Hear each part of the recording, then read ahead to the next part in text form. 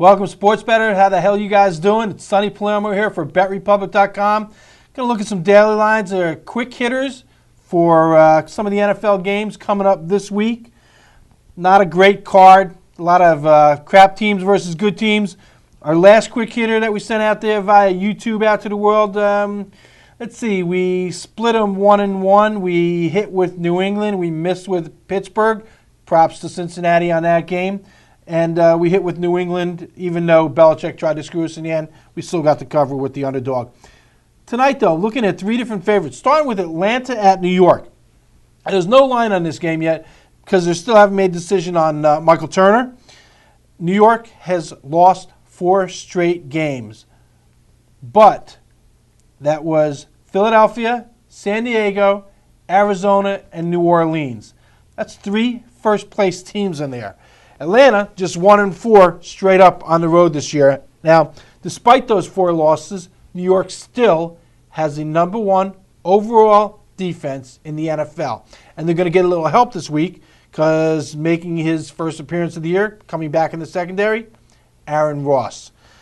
Now, I look for this game to be low scoring. I expect that the New York Giants will try and exploit Atlanta's main weakness, which is they can't stop the run.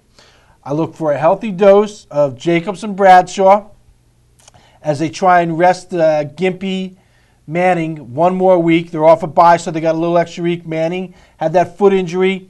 I'm pretty sure that's what the problem has been with the Giants. The defense hasn't been playing that well, but mainly if you watch this team, Manning has been sailing balls high, which tells me he's not planting his feet correctly. Little bye week can't hurt. But I think it's not going to matter this week. I think coming off of a bye, unlike the other New York team that we saw coming off a bye, I don't think we're going to see Manning come in and throw an interception on his first play of the game. Atlanta's banged up. They're low on confidence off of the recent losses, and they're on the road.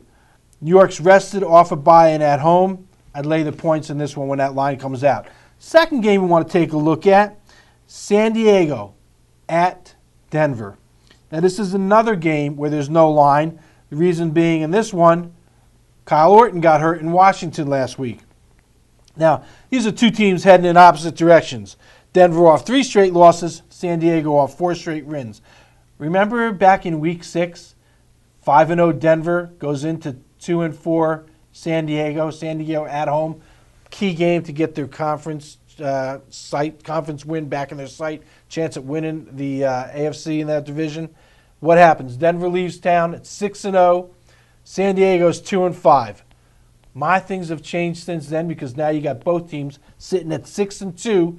A must-win spot for San Diego because if it ends with these two tied with the same record as it sits today, they're going to need this one. Otherwise, they're going to lose on tiebreakers. So we've got 2 teams heading in opposite directions. Now, Denver's losses.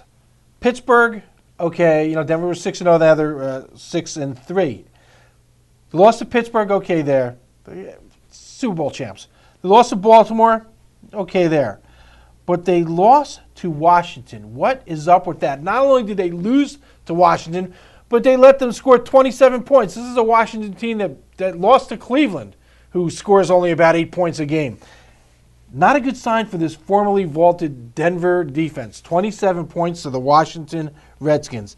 In that game, as I said, they lost Kyle Orton. If Orton doesn't go, which it doesn't look like he's going to, that means Chris Sims, son of Phil Sims. The dad, excellent quarterback, pretty good commentator in the booth. The son, not so much. In relief last week of Orton, just 3-13 against Washington. Now he's got to face a Chargers defense with a rejuvenated Sean Merriman. San Diego 4-1 against the spread, their last 5 against Denver. I'm pretty sure it's going to be 5-1 after this one. That Charger defense has improved from a team that was giving up 27 points a game early in this season to just 16.5 now. And they're licking their chops at facing stand-in quarterback substitute teacher Sims the Younger. I like San Diego in this one. Probably going to be laying points. Denver is at home. But if Orton's out, can't imagine Denver giving points. If it is, it'd be 1. Final game, Monday night matchup. We've got Houston and Tennessee. Problem with the Houston and Tennessee game, not a really prime matchup because Tennessee's out of it. Houston's off a bye.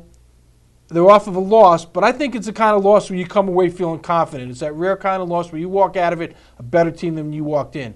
They went in and gave Indianapolis all they could handle.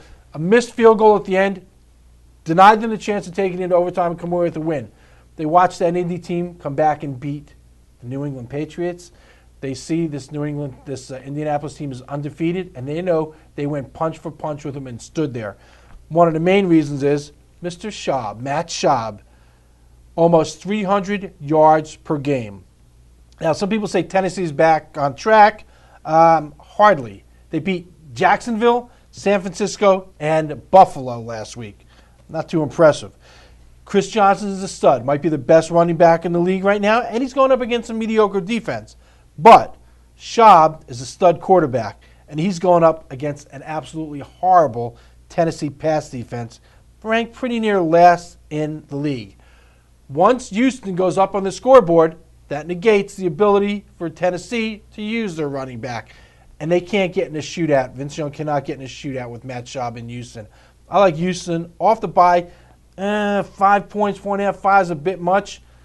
I maybe would say lean to taking those points, but I don't like betting against a team that I think is going to win. I'd rather take the team I think is going to win and hope they can cover it by more than just that field goal. Lay the 4.5. That's my opinion on this one. Recapping. I like the Giants at home.